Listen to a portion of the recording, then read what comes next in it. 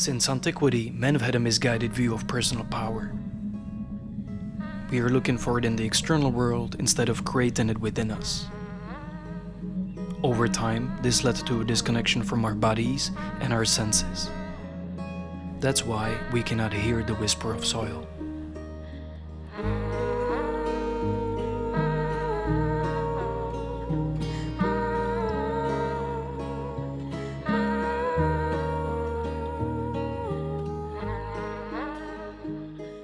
I've been a street photographer for over 10 years now.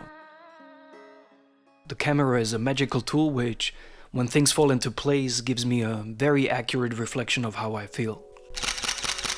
Photographs were for me the first step into getting a better sense of what I'm experiencing emotionally. Through looking at the lives of artists I admire, I learned that the practice of art is a very effective way of developing one's sensitivity. This was really important to me because in the beginning I could hardly tell how I felt.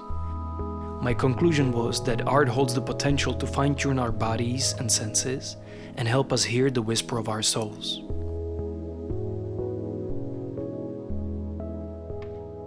The project is an exploration of what we can learn from nature so that we can create cities that aren't destructive to the environment.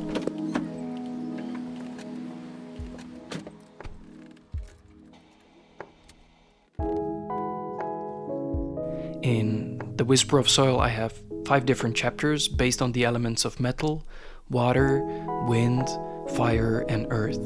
I use this structure to explore how the architecture, water management, pollution, energy consumption, and the way we use soil can be improved.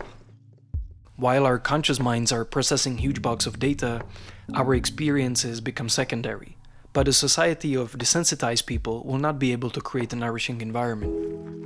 If we are to create cities that are suitable for the generations that come after us, we need to search for inspiration in nature and listen to what the earth is telling us. The problem is, we can't do that if we can't hear ourselves first. That's why as part of the project, I'm looking into the potential of biofeedback.